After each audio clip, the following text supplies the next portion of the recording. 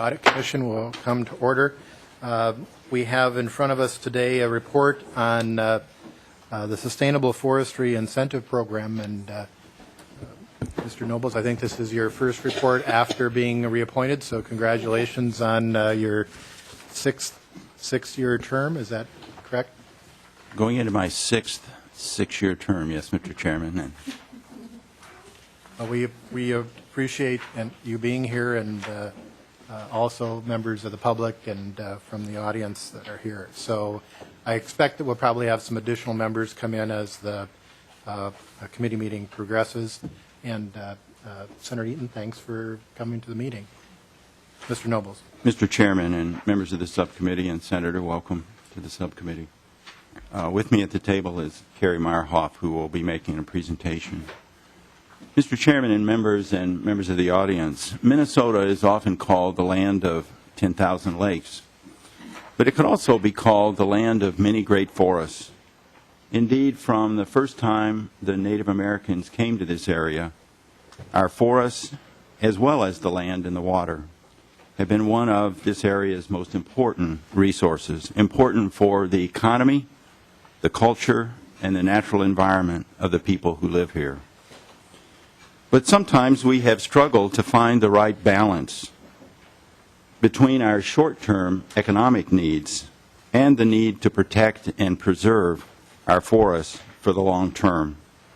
For example, when settlers poured into the Minnesota Territory in the 1840s, they had one clear goal in mind: cut down as many trees and make as much money as possible.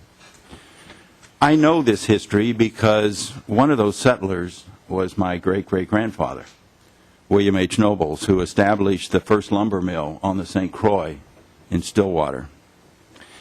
Thankfully, and no disrespect to William H., over time, the people of the state of Minnesota have learned to be more thoughtful about our natural resources. For the forests, for example, we have adopted the idea of sustainable forest management, a clear-eyed, common-sense concept that says we can use the forest for today's recreational and economic needs, but also sustain them for the long term.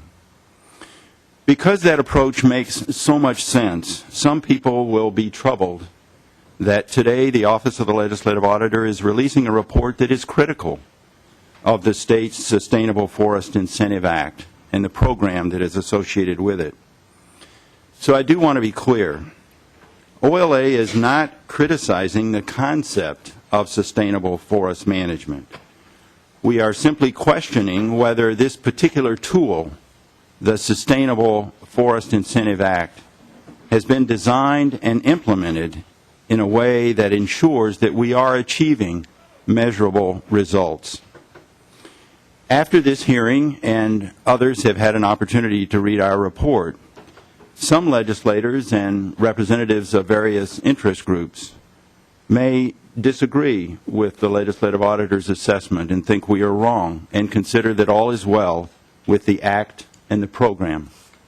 We will, of course, respect that point of view because certainly we understand that many people, including many legislators and representatives of interest groups, have worked hard over the years to get the Sustainable Forest Incentive Act enacted into law.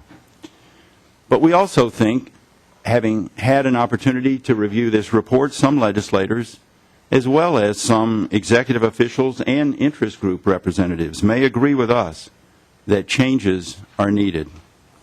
Whatever you or they decide, we look forward to the discussion. And with that, Mr. Chairman, I'd like to turn it over to Carrie Meyerhoff to make a brief presentation of the report. Thank you. Ms. Meyerhoff. Thank you, Mr. Chair and members. For the record, my name is Carrie Meyerhoff with the Legislative Auditor's Office, and I'd like to acknowledge my co-worker on this evaluation, Catherine Reed, who is seated behind me. Before I get into our findings and recommendations, I'd like to start with some background information about the Sustainable Forest Incentive Program. The enabling legislation, the Sustainable Forest Incentive Act, was passed in 2001. And it came about as the legislature was trying to determine the best way to tax forest land. That's been a recurring issue in the state for decades, how to tax forest land in ways that do not undermine sustainable forest management and also do not impact local governments really negatively fiscally, since they rely on property taxes for their revenues. So the Sustainable Forest Incentive Act created a program that is administered and funded at the state level. It is administered primarily by the Department of Revenue. The Department of Natural Resources has a smaller role. And it's funded with an open appropriation from the general fund. The program includes an annual per-acre incentive payment to participating landowners, and over the 11 years that the state has been making incentive payments, the state has made $44 million in incentive payments to participating landowners. The purpose of the program is to encourage a long-term commitment to sustainable forest management by private owners of forest land in the state. Now, in order to receive their annual incentive payment, property owners and their land must meet several eligibility requirements, and I'll go over those in a minute, but I wanted to give you a little more information about participation in the program. As this slide shows from the red line, the number of participants that have received incentive payments through this program has increased each year since the state first made payments in 2003. In 2013, there were approximately 2,300 participants receiving incentive payments through the program. The slide also shows, through the yellow bars, the acreage for which these participants were receiving payments. And as the slide shows, the acreage for which payments were being made also increased from 2003 through the 2011 payment. However, the acreage has dropped in the past 2 years due to changes that the legislature has made to the Sustainable Forest Incentive Act. A little bit more information about the people or the landowners who participate in the program. As this slide shows, about 65% of the participants have 160 acres or fewer enrolled in the program. The median landowner has 120 acres enrolled in the program, but there is quite a range. In 2012, the range was from 20 acres up to about 185,000 acres. And in 2013, the range is 20 acres to 259,000 acres enrolled by the largest landowner. I'd like to draw your attention to the bottom category on this table, the over 1,920 acres. They account for less than 0.5% of the participants, but almost half of the enrolled acres. And I draw your attention to this group because it's these participants who have to allow public access to their land as one of the conditions of participating in the program. Ms. Meyerhoff, are those individuals or entities? Thank you, Mr. Chair. Those would be entities. So they can be industrial forest landowners.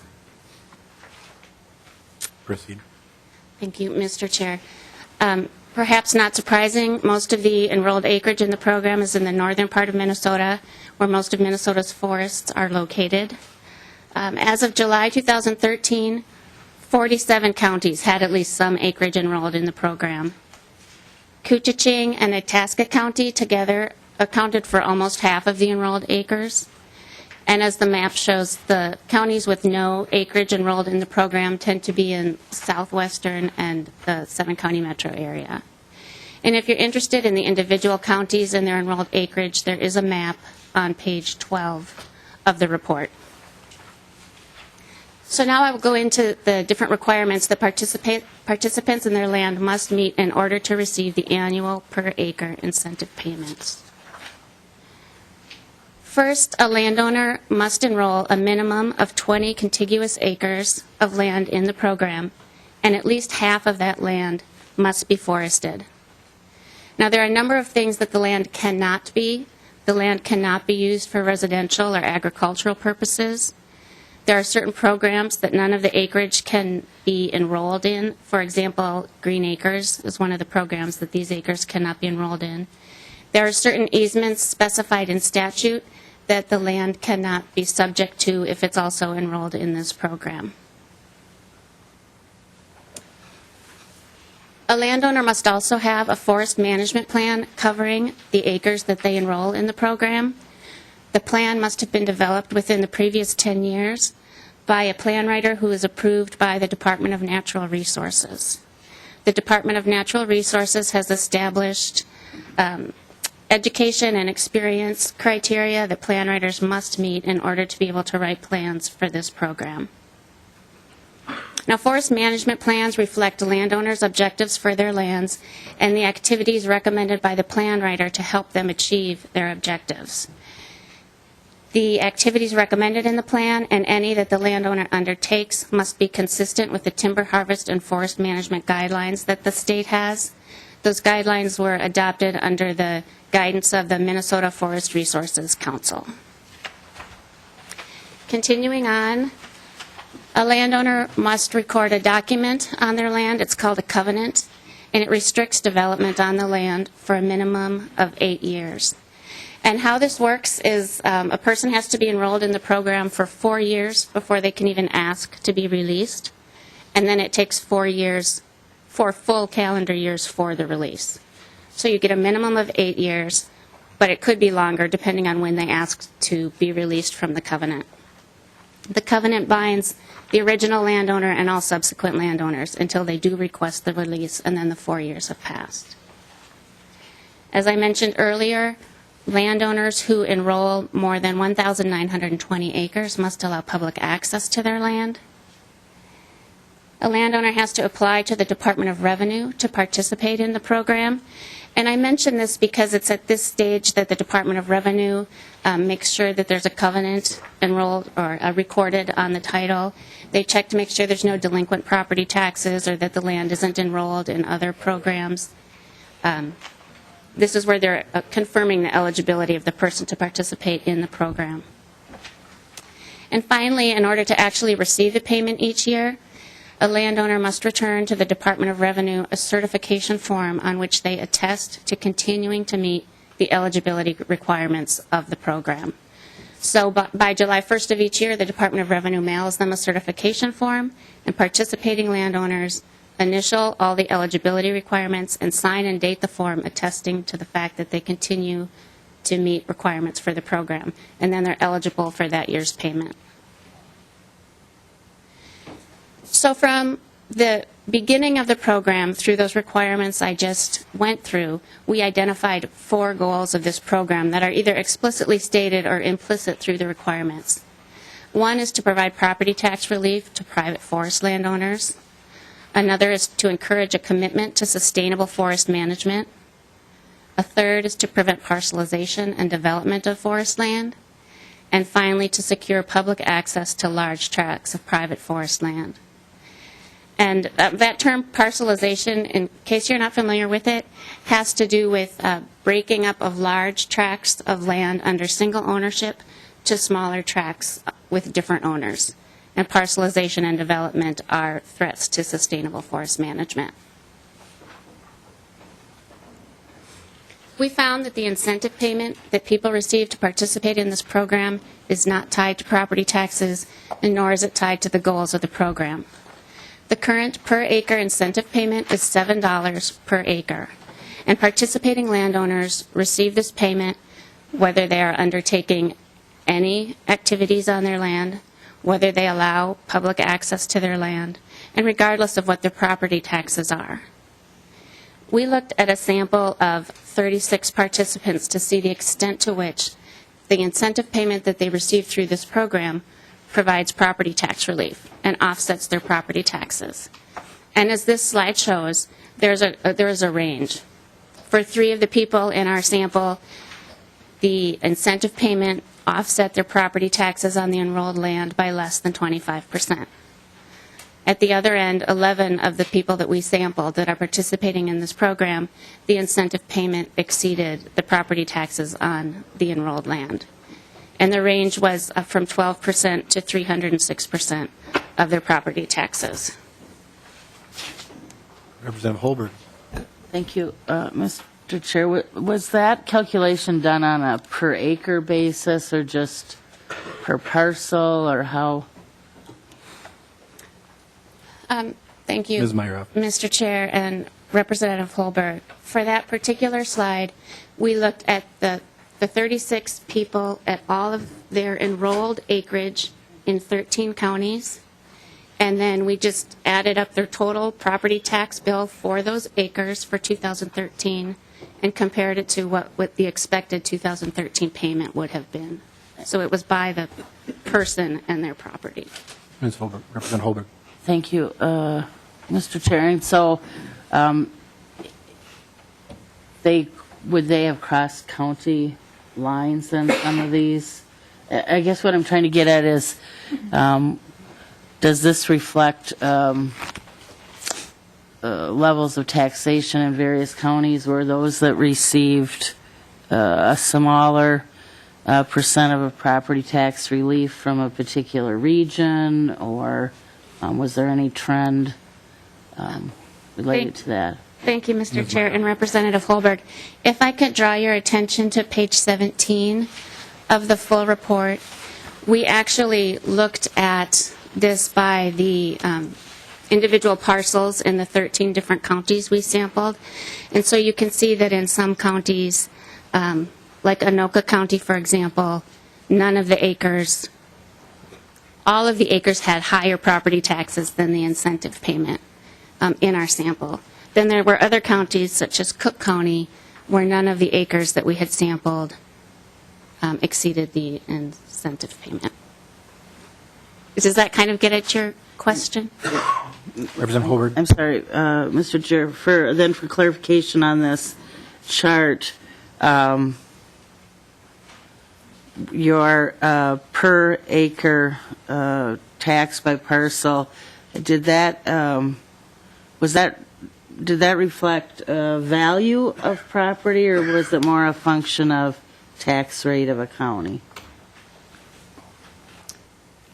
Ms. Meyerhoff. Thank you, Mr. Chair and Representative Holberg. I'm imagining it's both, but we didn't actually break that out.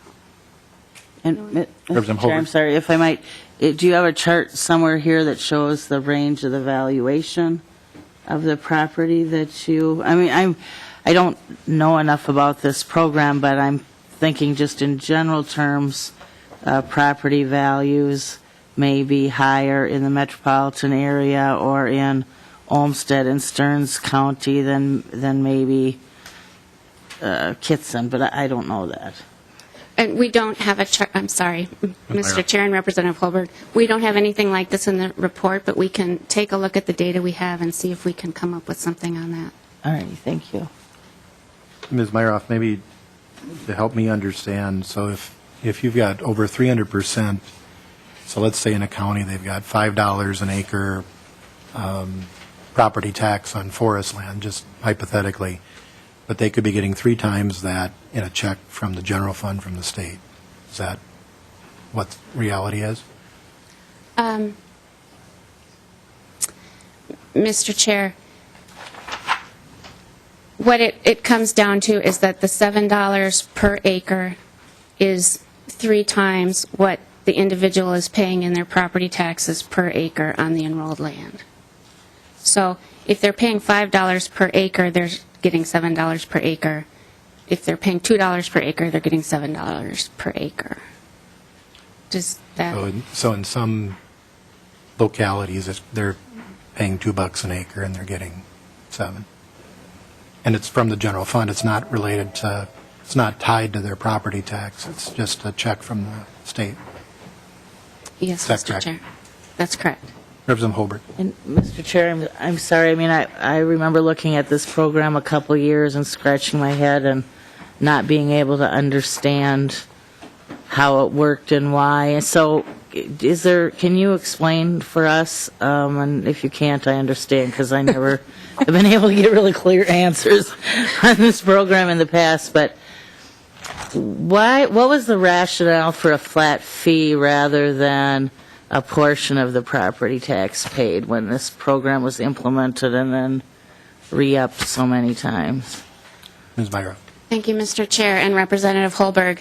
I'm going to ask to draw your attention to another exhibit in the report on page 15 to provide a little background. And what that shows is that for the first several years of this program, the annual per acre payment was based on a formula that was calculated each year that looked at the difference between the average estimated market value per acre, which is the solid line in that exhibit, and the average current use value per acre.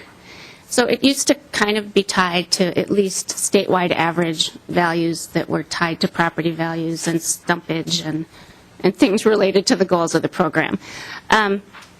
As the bars in that exhibit show, in 2010, the annual per acre payment jumped to about almost $16 per acre.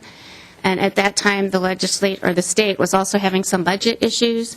And so the legislature put in a $100,000 per participant cap, and then the next year established that flat fee at $7 per acre.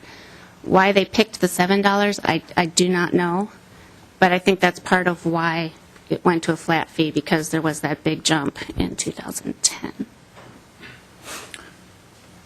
Mr. Chairman, I think we're going to get into this much more, so I don't want to preempt it, but I think, Representative Holberg, you're kind of hitting at the central issue we're going to raise over and over again, and that is, what are we trying to accomplish with this program? And what you will find is that there will be many different answers to that, which presents a bit of a challenge in trying to evaluate it and try to come up with some clear measure of what is the goal, what are we accomplishing, and how much do we need to pay to accomplish that? I mean, if we're trying to simply deal with property taxes, I mean, it could be that we need to just deal with that separately as an issue for all forest lands, rather than have a special program, this program, that some people can sign up for and get this $7 or, over some period of time, other amounts of payment. So, I mean, frankly, you will probably hear from some people that this isn't about property taxes at all, even though we think the history of this program would suggest otherwise, and the fact that it is primarily administered by the Department of Revenue would seem to suggest that it has something to do with property taxes. Others will say we're buying public access for hunting or other activities on some of these large tracts of forest land. Others will say we're trying to keep people who own forested land to keep it with trees that can be harvested as product for mills. So that is one of the challenges which apparently you had and that we have had. And again, we are going to be somewhat critical of how precisely the state has designed a program that articulates a goal, makes an appropriate payment, and then can measure some outcome. So, again, I don't want to preempt. I know Ms. Meyerhoff is going to get into more of this, because tying it to property taxes is only one potential objective that some people have. Others will have other objectives for this program. But again, our criticism in a way is that the link between goals and payment and results is somewhat tenuous. And Representative Holberg. if I might, then going back to the big jump up to 15-something per acre, and then there was caps, so the big guy, I mean, some of this is coming back, but the big guys were limited, those that had a lot of acreage, but that $15 per cap, that had to, in most instances, far exceed any level of property tax on that.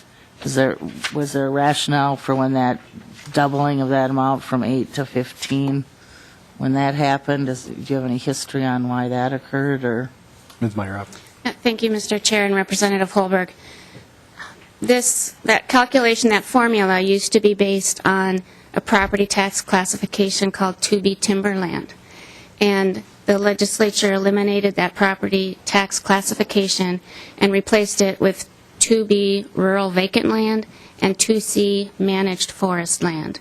And when that happened, the formula was changed to use the values of 2C managed forest land, which it turned out to be much higher value per acre than the former 2B timberland. So it was making a change in the formula to reflect changes in property tax classifications that caused the jump.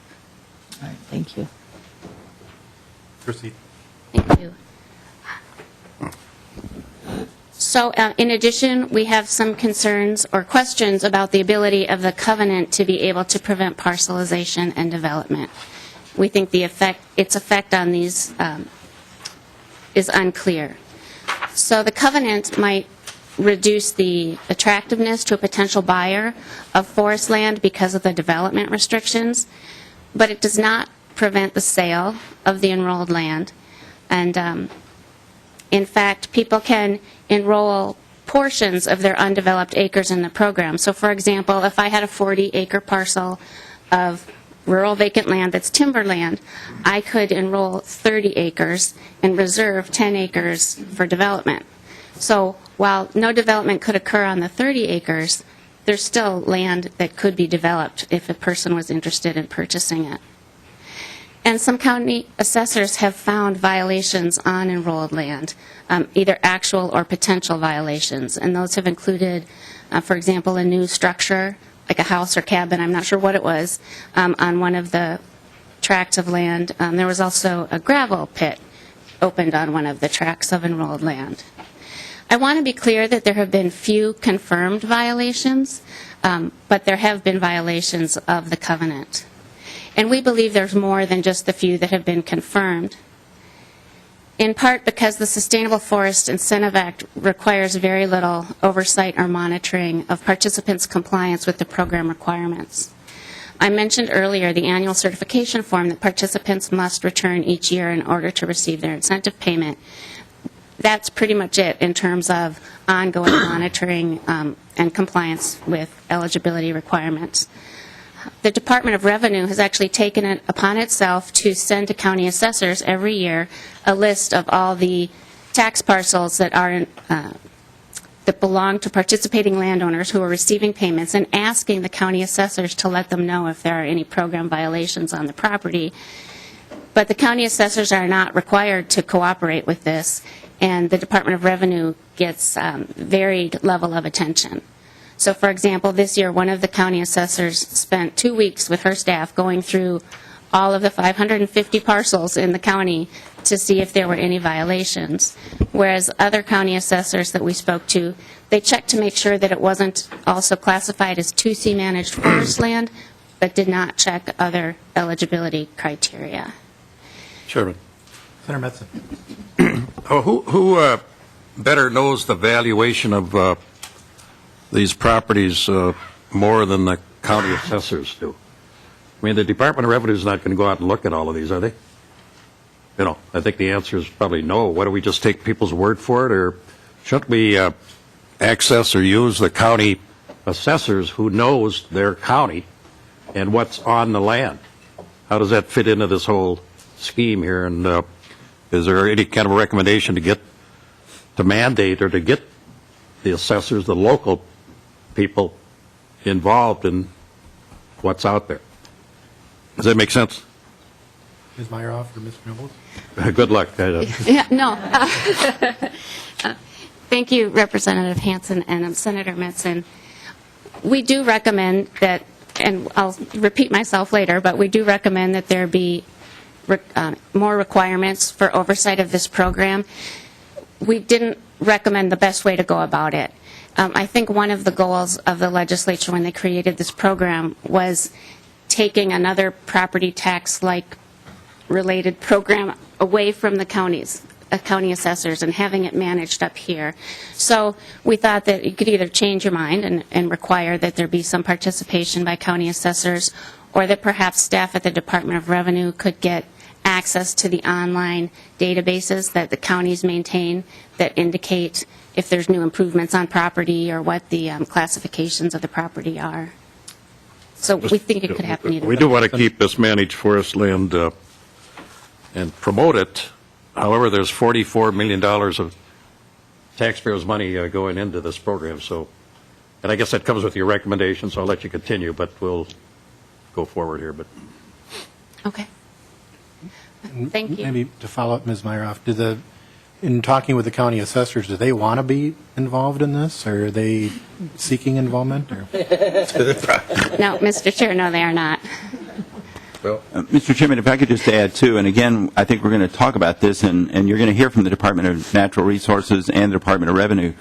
And I think what you're going to find is that although, as we said, this is primarily administered by the Department of Revenue, and there are various aspects that need to be checked by county assessors or the Department of Revenue in terms of how this land is classified.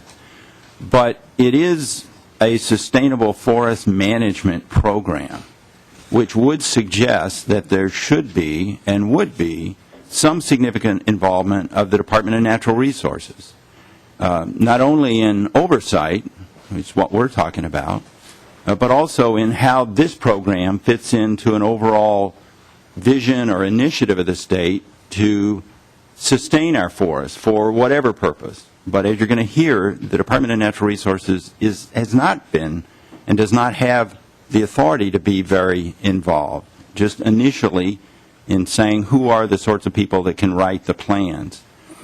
One of the challenges, Senator Metzen, would be for a county assessor or people at the Department of Revenue to venture a little more deeply into some of the details of these plans that have not to do just with the classification, property tax issue, but what is going on the land to create sustainable forest management. That's not something typically somebody at the Department of Revenue knows a lot about, and they would be the first to say that. So I think one of the issues in terms of better oversight we need to address is whose program is this really?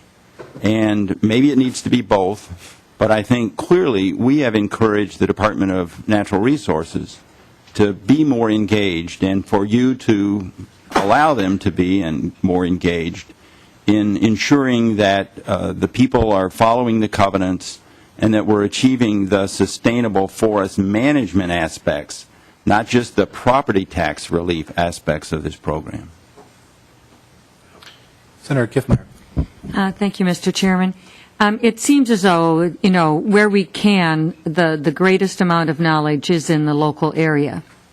Now, whether it's DNR or Department of Revenue, I would suspect the counties don't want to take on a new function because they would see it as an unfunded extra load of work to be done.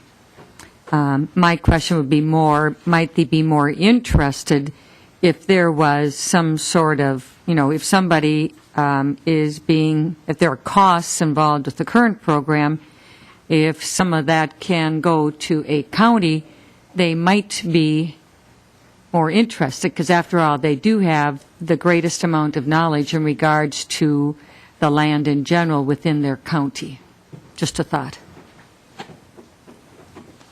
I don't know, Mr. Chairman, I don't know if that had been looked at all as far as the costs of administering this program, whether that could be reallocated on a county basis. Ms. Meyerhoff or Mr. Nobles? Mr. Chair and Senator Kiffmeyer, we did not look at the cost to administer the program. There's one full-time equivalent person at the Department of Revenue right now who's focused on the program. Mr. Chairman, one of the benefits, I guess, of the design of this program is that there is not very much administration. We basically, as we've said, have people go out, they have a plan developed, they make a certification, a sort of a self-certification that they're complying, and then we send them the check. So, we acknowledge in the report, if you want to have greater assurance that there is a public benefit being achieved, sometimes you do have to have more oversight, and that could cost some additional money. So it's, again, that balancing of, are you comfortable simply sending out the check and relying on self-certification for the most part? Okay. We kind of got at the root of the issue, I think. Proceed. Just the final point about the oversight and compliance is that the forest management plans, participating landowners do not have to submit them to the state, so they are not reviewed by the Department of Natural Resources to make sure that they meet minimum requirements that have been established, or that the activities recommended in them are consistent with the state guidelines. So in addition to there not being oversight on the tax side, there's not oversight on the forest management side either. In addition, the Sustainable Forest Incentive Act does not adequately address the issues that are raised by subsequent owners of enrolled land. This begins with that the Department of Revenue might not even know who the new owners of the enrolled land are. So sometimes they learn about the sales of enrolled land when a participating landowner returns the certification form saying, I've sold some of this land. But they don't always provide the name and information about who the new owner is. So if the Department of Revenue knows who the new owner is, they contact the owner, invite them to apply to the program to receive the payments, make sure they understand that there's a covenant on the land that restricts development. But in some cases, they don't know who the new owners are. And when they do know who they are, the new owners are not required to apply to the program, in which case the only oversight that does happen, which is the annual certification form, isn't going to those landowners. And those tax parcels that are still covered by the covenant, they're still bound by this restriction on development, those parcels are not included in the list that's sent to the county assessors for review. Representative Holberg. So maybe just, again, I'm sorry, this program's never made sense to me, but, so 40 acres is the minimum amount of acreage, is that correct? Mr. Chair, Representative Holberg, it's 20 acres. Okay, so if I might, let's say I was a deer hunter, I could purchase 20 acres that had some trees on it, never plan on putting any permanent structure, hang a deer stand there a couple weeks a year in the fall, and depending on what county I was in, I could submit a forest plan saying that, you know, I'm not really going to do anything. I never have any intention of ever logging any trees. And depending on what county I was in, I could get 2, 3, 4 times the property tax on that parcel paid to me under this program. Ms. Myra. Thank you, Mr. Chair and Representative Holberg. From what you just described to me, I believe you could apply to the program and be accepted. Minimum of 20 acres, half of which are forested. You get a forest management plan that's consistent with what your objectives are for your land. You record a covenant on it. So, yes. Thank you. Senator Metz. Yeah, just, if I apply it, and I have this covenant, and I'm receiving the benefits for 10 years, and I switch the use of the property to something else, do I have to repay anything, or how does that work? Or isn't that addressed? Ms. Because Myra. you're promising to keep it this way, and maybe you change your mind. Does anything change, do you know? Ms. Myra. Thank you, Mr. Chair and Senator Metzen. Should the Department of Revenue become aware that you have changed the use of your land and that you no longer meet the requirements to participate, you can be penalized up to the payments received in the previous 4 years plus interest, and then your property would be removed from the program after the 4-year waiting period. Chairman, I thought I heard you say there's only one person kind of looking at all this, or what, in the department? Ms. Myra. Thank you, Mr. Chair and Senator Metzen. There's one person with primary responsibility for all of these parcels to look? Processing everything. For sending out the checks. Yes. And, Mr. Chairman, none of us, Metzen. where I believe the panel is all in agreement that we should keep this program going, but it just doesn't seem like there's oversight, in my opinion, but, but here, that's why we're here, I guess, so. Okay, Ms. Myra. Mr. Chair, and then just for the last point on this slide, that if a new owner does apply to the program, the way that it is administered now, they are not held to the same eligibility criteria as new enrollees. to the program. They do not have to meet the requirement that half of the acres are forested, and they do not have to have their own forest management plan. Okay. We also, waiting for questions, we also Oh, we're just kind of stunned. That's concluded that the Sustainable Forest Incentive Act's penalty provision is too limited. As I just described, it's based on incentive payments received in the previous 4 years, and in some cases, a landowner might not have received payments in the previous 4 years. So in those situations, it's not clear what the financial penalty would be for someone who is violating the program requirements. We also found that there's no differentiation among the types of violations that could occur. There aren't more severe penalties for things that, such as converting all your land to a different use. That's the same penalty as enrolling in the Green Acres program for a couple years and getting 2 tax benefits. It's the same penalty. And then finally, the penalty includes removal of land from the program, and in some cases, that might not be the best approach if the goal really is to encourage sustainable forest management. So depending on what a landowner's violation is, it might make more sense to work with that landowner to take on sustainable forest management activities.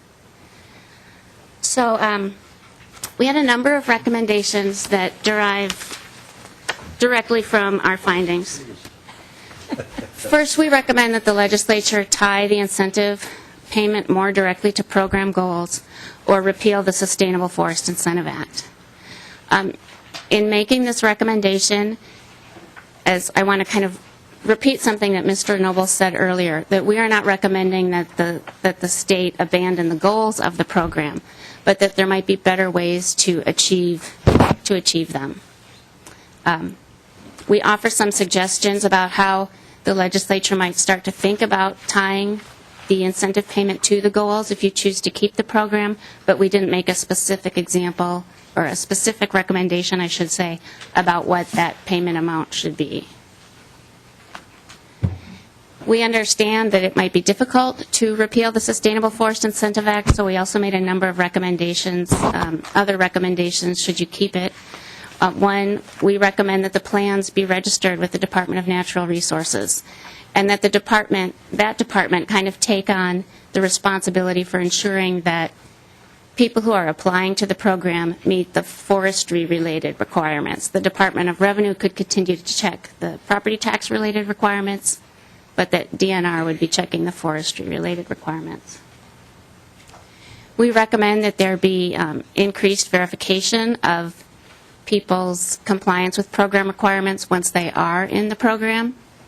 And we understand that increased verification and ongoing oversight would mean that it would cost more to administer the program.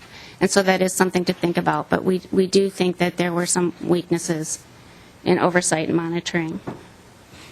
We believe that the legislature should increase and expand the penalty provisions for when there are situations when people do violate program requirements or build on their enrolled land. And finally, we recommend that the legislature amend the Sustainable Forest Incentive Act to better address the issues of subsequent owners of enrolled land. And with that, I'll conclude my remarks. Thank you. Any questions? Mr. Nobles, I've sat in a number of these hearings where we've received reports, and it's usually with recommendations to tweak or to polish. Rarely is there a recommendation to repeal a program. So is this program too broke to fix? Mr. Chairman, I think that's going to be up to you and the other legislators to see how far you want to go in fixing it, or whether indeed you accept the fact that it needs fixing. There may well be, as I said in my opening remarks, legislators, some of your colleagues who are comfortable with this program and will disagree with our findings and recommendations. So, and I would say one other thing, Mr. Chairman. I think we're in this program trying to do a variety of things, as I've already mentioned. And people will consider one or several of those objectives more important than others. And so one of the reasons I think we put in the recommendation as a possibility to consider just starting over, and frankly, you've done that before. This is a program that, as Ms. Meyerhoff said, was adopted in 2001 because something else wasn't working, an earlier approach. And so it's not quite so radical, I guess, that you reconsider this program as you did previous ones. But the point is that one consideration is to take each of the goals that people have in mind, property tax reduction, and see if you need to work on that through the general tax category for forest land, because there's a lot of forest land that's not in this program. So if it's property tax relief, maybe that needs to be dealt with separately from gaining access, public access. You're undoubtedly going to hear, as this proceeds through the legislative process, maybe not today, from a lot of interest groups who say this is a very important program to them because it gives them access to private land for hunting and other activities. But maybe that can be better achieved by some other tool, more clearly and directly, so that we understand what is the payment we need to make, maybe as we do through some conservation easements. Maybe to create actual forests that we plan on cutting for product for mills, we need a more direct program that addresses that, helping landowners understand how to create sustainable forests for the particular kinds of forests and trees that we need for the kinds of products we produce. So I think one of our major concerns is that we're mixing together quite a few different things, and maybe one approach would be to try and address each of those goals separately. But this program, this act, will have defenders. So know that our critique will not be agreeable to all parties, or frankly to all legislators. Senator Kiffmeyer and then Representative Holbrook. Thank you, Mr. Chairman. In looking at the appendix on the 2C managed forest land, that is a new classification.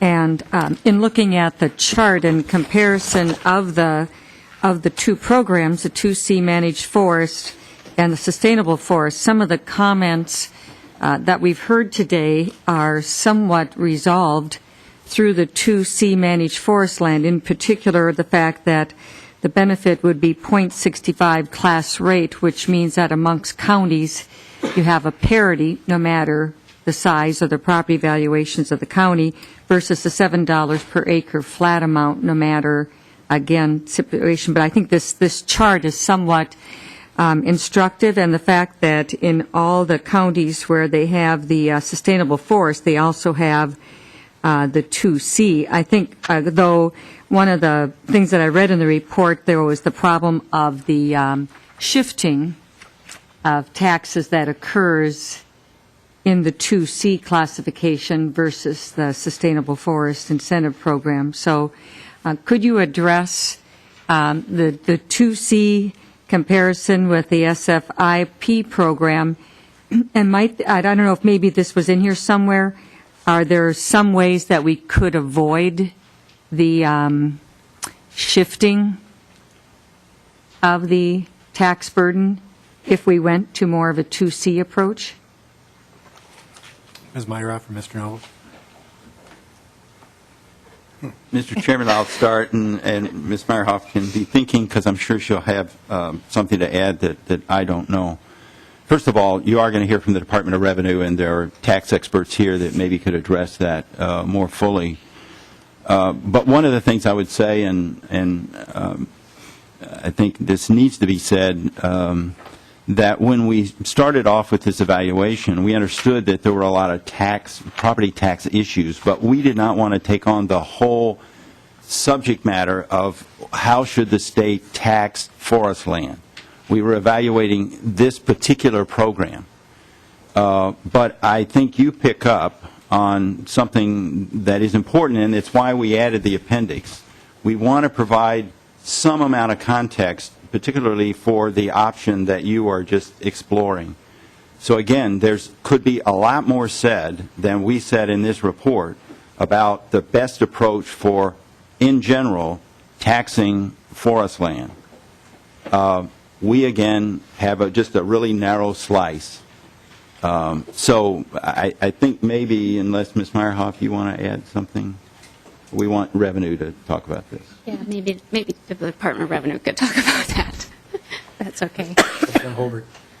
Thank you, Mr. Chair, and I don't know if this is actually a question, and maybe something that you can help with, given that you sit on the environment committees, but in addition to this program, we have other programs where we pay people stumpage, logging, the school trust land issue comes into this. So, I mean, I think that certainly this looks at one little segment of that whole issue. It's pretty clear that it's, at least paper is a declining industry in our state, and to the degree that we're giving all of these tax incentives, I'm not sure for what purpose if we're propping up an industry that there's not the same market for that there was 15, 20 years ago. I mean, I just don't know. I was looking at the future OLA evaluations, and they're going to delve into the forestry program in 2014, and I guess, I mean, this is one component of it, but I'm guessing that this is a much bigger discussion, and I don't know, maybe you know how much is spent in forestry incentives, and from your knowledge, are these same landowners then also eligible for additional subsidies if they are in fact logging their properties?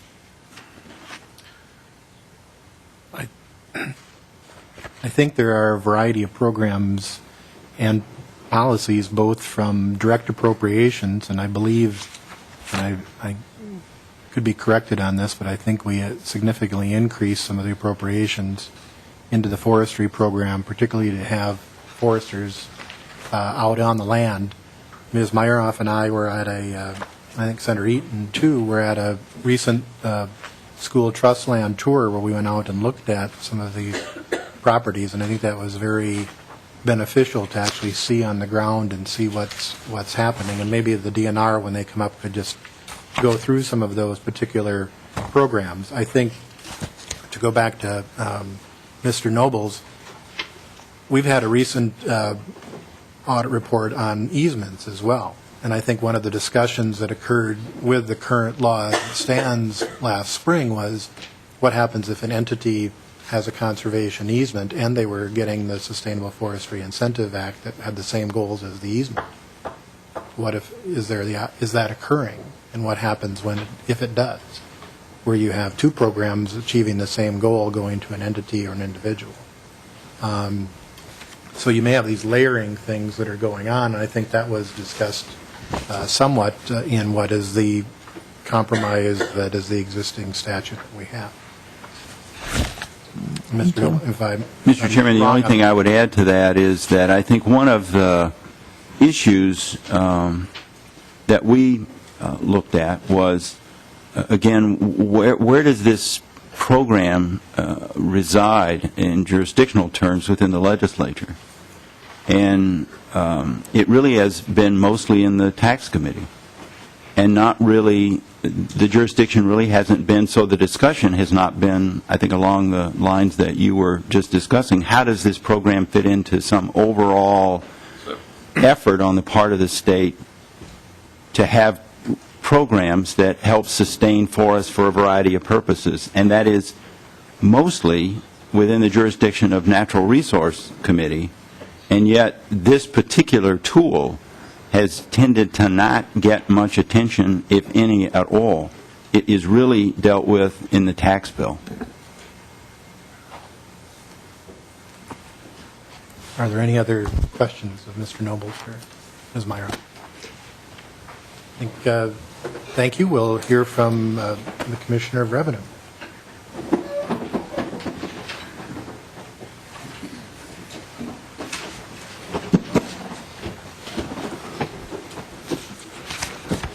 Commissioner Franz, welcome. Thank you. Good morning. Myron Franz, Commissioner of Revenue. Thank you, Mr. Chair, members of the committee. I will also want to congratulate Mr. Nobles, as the chair did, on his reappointment. We've had a great working relationship with Mr. Nobles since I've been a commissioner, and I really appreciate his directness and the way he works and cooperates and provides information. It's been a great working relationship. I was a little bit nervous, though, when he started talking. I realized I wasn't quite prepared, because when he started talking about his great-grandfather, that I've only been here for about 3 decades, so I can't quite compete with that history. But in my short time here in the state of Minnesota, I've learned as well the value that we do place on our state and our state resources. And so what I would like to do is just make some brief comments and be available for questions, but to really talk about how we took a look at this report.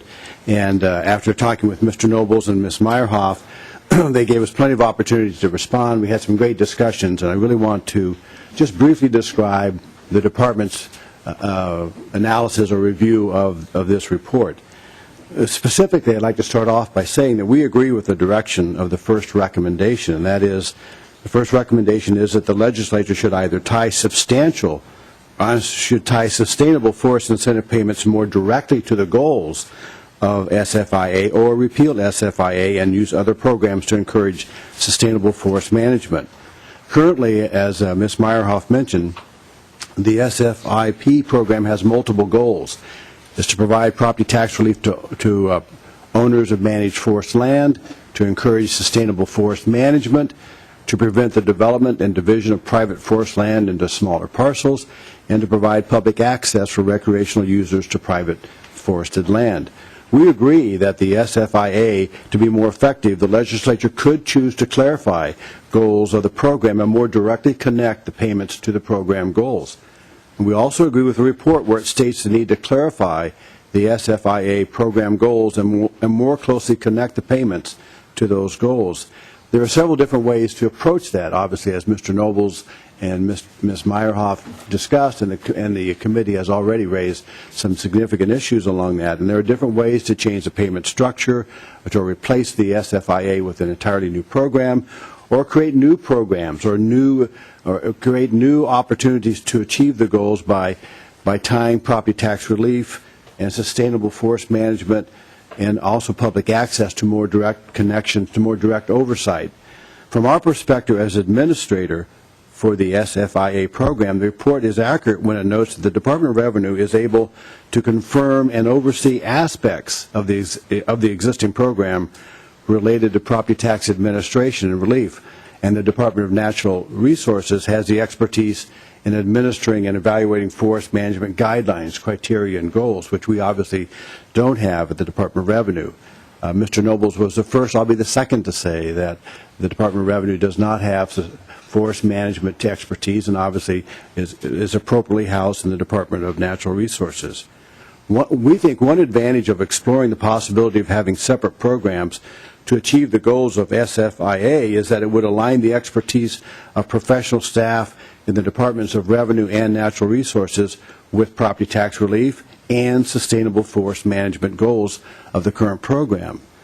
Of course, changing the current program, for example, by using reduced property tax classification rate to provide property tax relief for private forest lands, could have consequences for the property tax base for local governments, and it could shift property tax burdens from private forest lands to other types of property and land and local taxpayers. If the legislature decides to explore this or other different ways of providing property tax relief for forest land, the department will provide support for the legislature, the DNR, and other interested stakeholders to try to analyze those alternatives. We support the recommendation that the legislature should amend SFIA to better address issues related to subsequent owners of enrolled land. And the legislature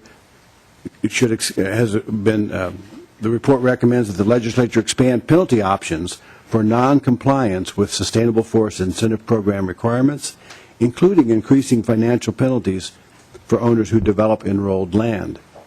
As the report found, one of the greatest challenges in program administration involves the sales of enrolled land to subsequent owners. In some situations, the original owners inform the department about the sale of the enrolled land, and they provide contact information for the new owners.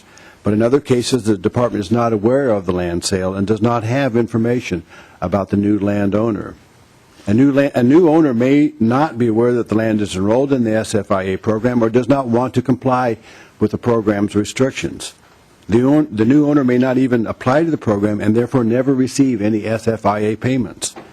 The land, however, remains enrolled in the program until the new owner requests release from the program. Penalties for subsequent owners of enrolled land who have not received any SFIA payments are unclear. The penalty is repayment of the SFIA payment for partial years. However, what is the penalty if a new owner never received any SFIA payment? The department would be happy to work with the legislature and the Department of Natural Resources and other stakeholders to develop other non-compliance and clarify circumstances when penalties should be assessed. The department also supports the recommendation to require registration of the forest management plans with DNR prior to enrollment in the program. If the existing SFIA program is maintained, these types of changes could provide the department with more clarity and direction for management of the program. I'd like to address one more recommendation. That is, the legislature should require increased verification of participants' assertions that they are complying with program requirements. The department could review property tax records, verify that there are no new structures on the enrolled land or the enrolled property, and guarantee that the participants continue to meet the property tax-related program requirements. However, this level of expanded oversight could vary from increased finding of possible violations to a full annual review of all parcels in the enrolled program. Depending upon the direction taken by the legislature, this oversight would require increased staffing and resources. We agree with the evaluations report that suggests that another way to provide this type of increased oversight would be to involve the county assessors in the activity. Expanded oversight by the department would require participation of county assessors to verify and to report property information that is not maintained at the department. As this committee has already addressed, most of the information and most of the expertise about the local properties is obviously maintained in the local counties. Finally, the department also supports the recommendation to require registration of forest management plans with DNR prior to enrollment in the program. If the existing SFIA program is maintained, these types of changes, more coordination with DNR, addressing issues related to the sale of enrolled land and subsequent owners, the expanded penalties, options for noncompliance, these would provide the department with more clarity and direction for management of the program. So finally, I just want to conclude by saying we appreciate the efforts of the legislative auditor to raise these important issues in terms of how do we maintain the current program or how do we help address issues of coming up with programs that more effectively achieve the goals of the program. Thank you, Mr. Chair. Members?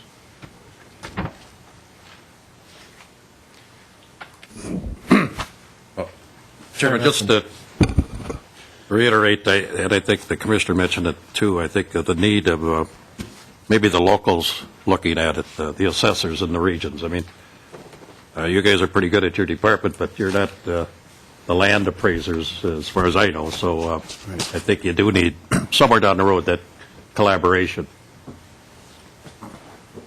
Thank you, yes. Commissioner Franz, Mr. Chairman? Senator Kiffmeyer. Yeah, I would say that when I look at this, as far as sometimes handing over a whole program is very, very difficult for other folks. It might be nice for one part of the government, but for another part of the government, we're just shifting the workload. But when I look at the letter, if the county assessors could be involved, such as it says here, just for new construction activity, sometimes a small piece of something that maybe coincides with other work that's being done could be helpful, instead of like moving the whole thing over.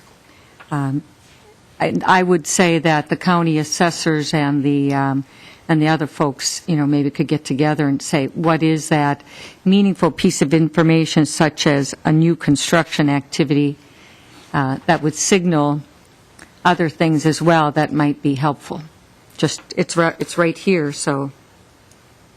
Mr. Chair, Senator, well, that's an excellent point. I mean, one of the things that county assessors, as you know, county assessors get notification of new construction, typically on parcels, and so you're right. There's a potential way to coordinate this oversight through the department or through county assessors. It doesn't necessarily mean we have to dump the whole program on the county assessors, but I think that you raise an excellent point. The coordinating and using talents and information that's already there could be quite helpful.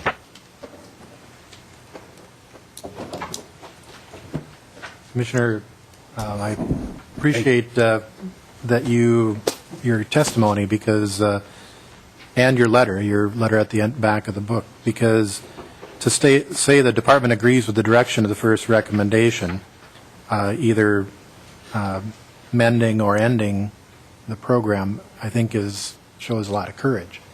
Mr. Nobles alluded to the fact that some people aren't going to like this recommendation, and we've been through this before with other programs where I'll cite Green Acres, where the Audit Commission provides recommendations, and then when there's attempts to implement them, then people who receive benefits get upset, and then they get really upset. So beginning on a journey to try to change it or end it, I just appreciate that you're willing to do that, and I believe you understand what that involves. Thank you, Mr. Chair. Well, I think one of the things that we give a lot of credit to Mr. Nobles and to your comments as well. We all want this program to work. We want it to work effectively at the right cost, at the right oversight, and so I think that's what we're really focusing on, is how do we make these laudable goals work in a way that's effective, cost-effective, and actually achieve what we want them to achieve. So I'm happy to help in any way that I can. Thank you. Seeing no other questions, thank you. Thank you very much. Thank you. Commissioner Schatt? I got another meeting.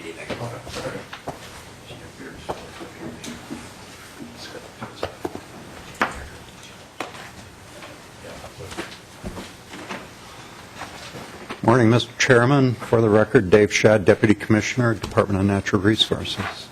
Happy to be with you today. Welcome. This evaluation, this discussion of this program is actually very timely. There's been a lot of conversation about the SFIA program in forestry circles in the last couple of years. In part, that conversation, that interest has been driven by some changes that have been made and then undone by the legislature over the last couple of years. We've also seen the emergence of these large-scale forest conservation easements, and they're relatively new on the scene. We've been developing those, working on those for the last 5 to 7 years or so, and I'll touch on this a little bit later, but there is some overlap between the goals of these conservation easements and the goals of SFIA, and so as a result of that, there's been a lot of discussion about this program. About half of our forest lands in the state are in private ownership, about 7.5 million acres, and we do make a very significant investment at the state level, at the county level, at the federal level on our public forest lands, but we really don't make a very significant investment on our private forest lands. In fact, this program is probably the last and the largest significant state investment in private forest land management. DNR used to have a fairly robust private forest land program where we provided technical assistance and cost share and plan writing services and that sort of thing, but that support has waned over the years, and most of our focus is now on our state land responsibilities. So this program is an important investment in private forest lands. And the purposes, the goals of the program are very important to the state, minimizing parcelization and fragmentation. As we see parcel size diminish and get smaller, the likelihood of active management goes way down. And so keeping these larger blocks of privately owned forest is very important. It's important from a sustainable management standpoint.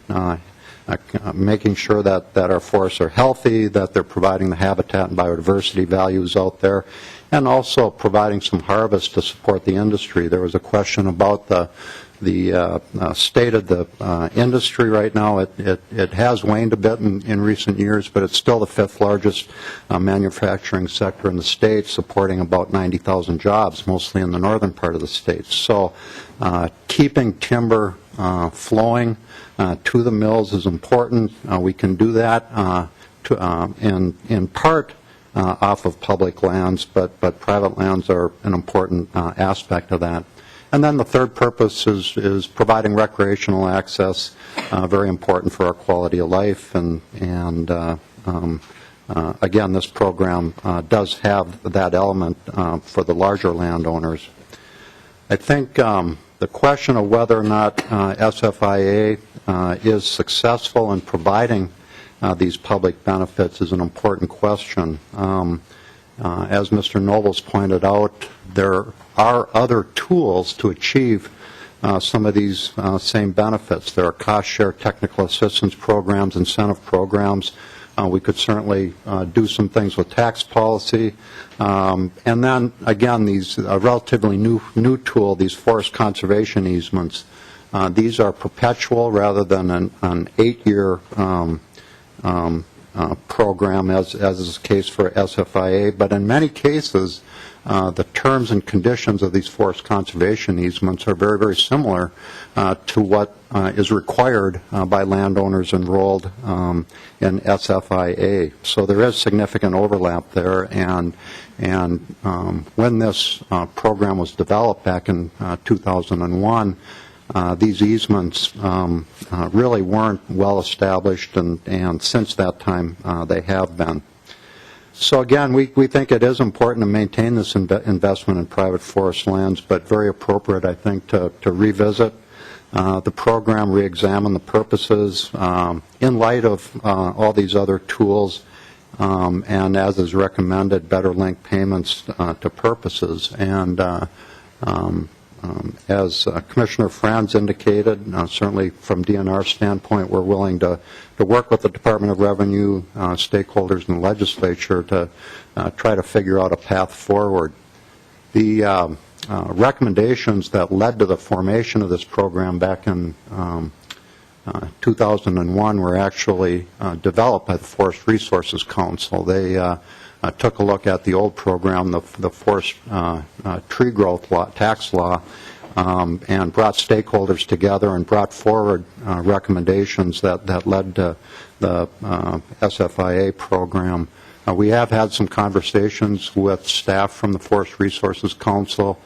They have done a lot of work around this program as far as collecting background information. For example, they did conduct a parcelization study several years ago, taking a look at the extent to which forests are being parcelized over time.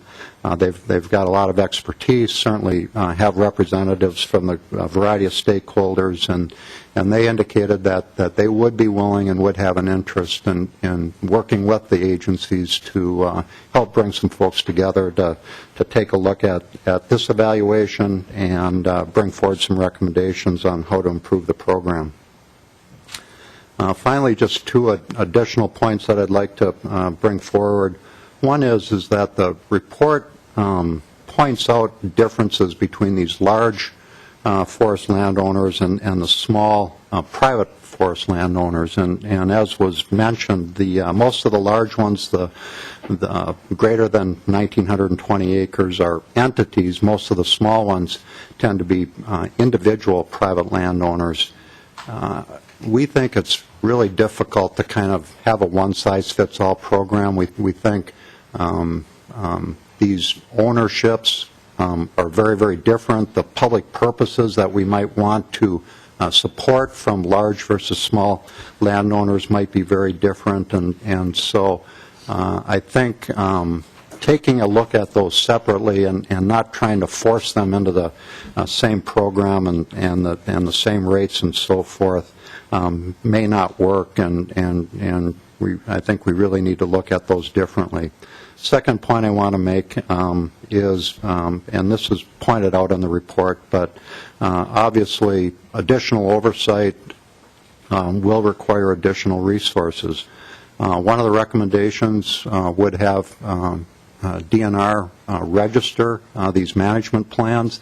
I don't think that would be a big problem for us. We already register management plans required under the 2C tax program, and so registering these additional plans I think could be done relatively easily, but taking that next step and actually reviewing the management plans, verifying whether the management plans are being implemented, whether landowners are adhering to the covenants would present a significant challenge. There's 2,200 landowners enrolled in this program, and so taking on that level of work would be significant. We do certify the plan writers. We do, as was pointed out, we do have minimum requirements. We provide training, testing, and so forth to ensure that the plan writers that are eligible to write plans for this program have the knowledge, have the understanding to write good plans. But taking it that additional step and actually reviewing those plans to ensure that they're good and sound plans and meet the requirements of sustainable management would be a significant undertaking. So with that, again, we would be more than happy to continue these discussions and work with all of you and the stakeholders to consider the report, consider the recommendations, and as Commissioner Franz said, figure out a program that provides these important public goals, public purposes, but in a way that makes sense for the state and for the state's taxpayers. Representative Holberg. Thank you, Mr. Chair. When you sign up under this new program, this forestry conservation program that you referenced, that only been in effect 5 to 7 years, do you ask or find out whether or not they're part of the sustainable forest program and are receiving subsidies under that program? Mr. Chairman, Representative Holberg, the forest conservation easements, they are being done under our Forest for the Future program, and it's a very targeted program. It's not open to any landowner that wants to participate. We actually go out and look at and target conservation easements in those places and with those landowners where, for example, there's large blocks of privately held forest land by one landowner that we want to retain as a large block, where there might be intermixed with public forest lands so that we can ensure that we can continue to manage our forest lands and so forth. To date, we have taken easements on, I think, in excess of 300,000 acres of forest lands. Most of those easements have been from the larger landowners, in most cases either timber companies or timber investment types of organizations. And so, and in most cases they have been, I think in all cases, they have been enrolled in also in this in SFIA. And Mr. Chair, do they receive money for enrolling in this forestry conservation program? Mr. Chairman, Representative Holberg, yes, they do. It's based on an appraisal.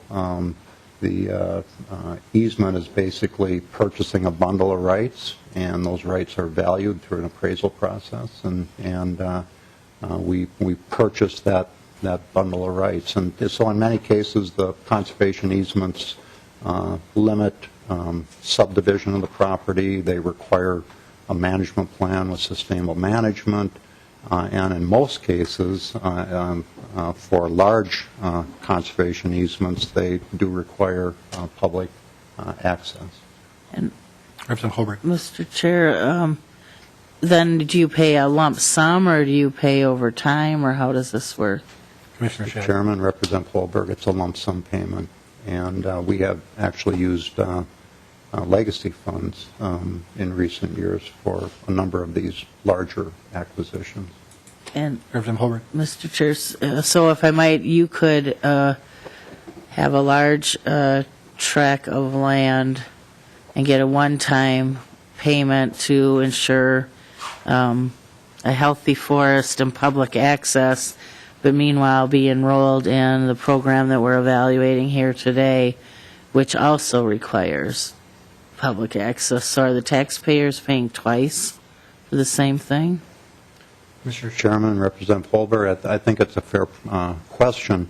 The legislature did make a change last session that actually, let's see, hopefully I'll get corrected if I get this wrong, but it does not allow entities to participate in SFIA if they have a forest conservation easement taken on their property in the future. It doesn't address those that already have easements in place and are already in the program, but moving forward, they would not be able to, for any new conservation easements, they wouldn't be able to participate in both. But, Mr. Chair, if they were already in the SFIA program and then you've got an easement, they would be able to continue in both? Mr. Chairman, Representative Holbert, not for any new conservation easements that we would take from this date forward. So just to clarify, so it's the function of a new easement that makes them ineligible, not signing up under an existing easement. Mr. Chairman, Representative Holbert, correct. Could you, if I might, just one other question. Can you tell us about how much a year the DNR spends on payments to landowners, either individuals or entities? For we saw that $44 million has been spent on this program about the last 10 years. Do you know on a yearly basis what the DNR is spending in forestry programs and payments to owners or people working in the forestry industry? Mr. Chairman, Representative Holberg, we have significantly reduced our investment in our private forest land program. As I mentioned earlier, we used to have a fairly robust program, a number of FTEs around the state, and their job was to work with private forest landowners to visit their property, to write management plans. We had cost share programs in place to encourage various practices on their land, but as our general fund support has been stretched thinner and thinner, we have turned our focus to our state land management responsibilities, and so, you know, I don't know what the dollar amount is, but it's a very, very small investment. It might be 1 or 2 FTEs across the state. We do get some federal grants that have helped maintain some of that activity, but from a state investment standpoint, we are spending very, very little on private forest lands. This program is largely the largest, certainly, and one of the last remaining investments we make in ensuring private forest lands are managed sustainably. And Mr. Chair, are you including the legacy money that you work with under these programs in your outline here of expenditures?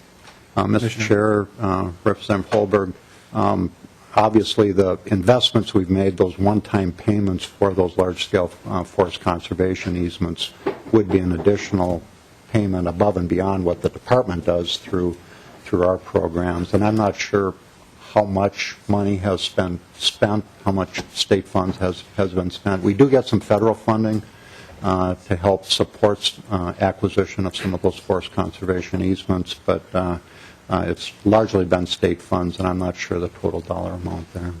And Mr. Chair, the legacy money, what's your DNR's role in the legacy money? Do you administer it, or is that some other group completely separate from the DNR?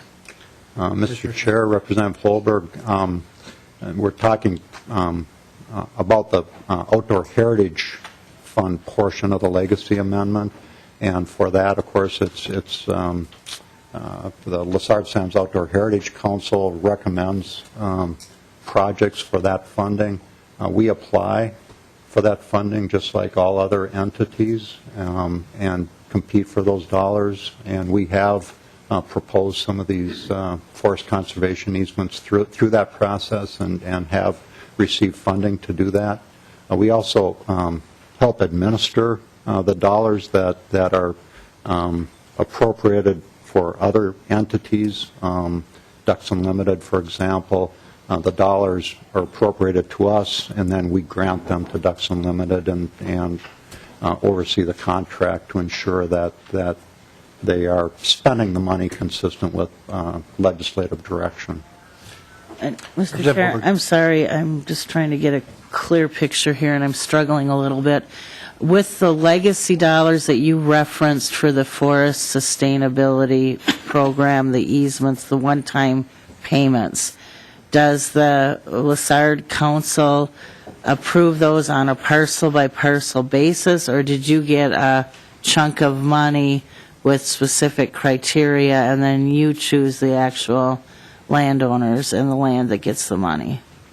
Mr. Chairman, Representative Holberg, we specify the specific parcels. We actually, when we developed our Forest for the Future program, and that Forest for the Future program is embodied in statute, it's authorized in statute, we pulled together a group of stakeholders, developed a plan, and actually developed an approach to target and prioritize lands that we think should be protected through this program. We've identified through that process about 600,000 acres that we think would be a priority to protect through forest conservation easements, and as I mentioned, we're probably just over halfway to that goal. And one final question, these forests of the future, are they purely for recreational and habitat purposes and not for logging?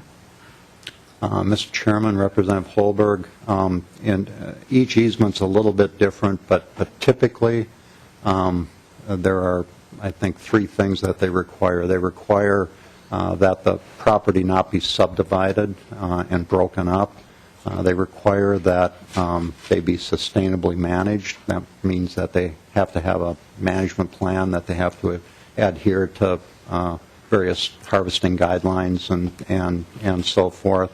It doesn't restrict harvest, but they have to do it sustainably. And then the third provision, which is the case in most of them, is they do require public access for hunting, for other uses, motorized access, and so forth. And I do have to, if I could, Mr. Chairman, clarify the change that was made by the legislature. Conservation easements over 50,000 acres are no longer eligible for SFIA. Less than 50,000 acres are still eligible to participate in the program. So really what happened there is it excluded one that had been receiving both, that had received a lump sum payment of $36 million or somewhere in that range of public money, and for several years received SFIA payments after they'd received the conservation easement lump sum payment, but that only deals with the one special situation. So there may be other tracts that are receiving both, have received public money in form of legacy dollars. I think there's been bonding money that's gone into this too, right? Maybe some general fund? Correct. Some cash too? Mm-hmm. So a variety of sources paying for certain rights, and then those rights still allow logging or mining or other things that are there. So the public may be paying twice for similar goals. Well, Mr. Chair, from what I understand, they actually may be paying 3 times, because I think in some instances when there's harvesting or logging, that we subsidize that as well. Well, and Commissioner, and I know Senator Eaton has a question, but if there's a sustainable certification, does that raise the value of the product in the marketplace? Is it a higher value when it's sustainably certified? Mr. Chairman, we're not certifying their forest management practices by taking a conservation easement. There's a separate process that most of these large forest owners go through to certify their wood, and in theory that opens up markets that would enhance the value of their holdings. Yeah, I want to make sure I was clear on that. It's if you have this, it's two ways of verifying that you have a sustainably managed forest. That independent third-party certification can show that you've got a certified sustainable forest, for which then you would get a higher value of your property or of your product potentially. Correct, Mr. Chairman. And I should point out for these forest conservation easements, and in almost all cases, the state is the holder of the easement, and we have monitoring responsibilities, and so we do review annually to ensure that these entities are adhering to the terms of the easement, and have actually had dollars appropriated to support that long-term monitoring. Senator Eaton. Thank you, Mr. Chair. My question, and maybe even to you, I don't know, who or if the recipients or the participants in these programs, is that a public record? Commissioner. Mr. Chairman, I don't know the answer to that. Perhaps Department of Revenue could answer that. Or Mr. Nobles might know.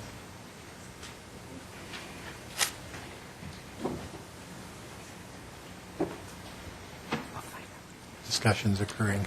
Or perhaps not.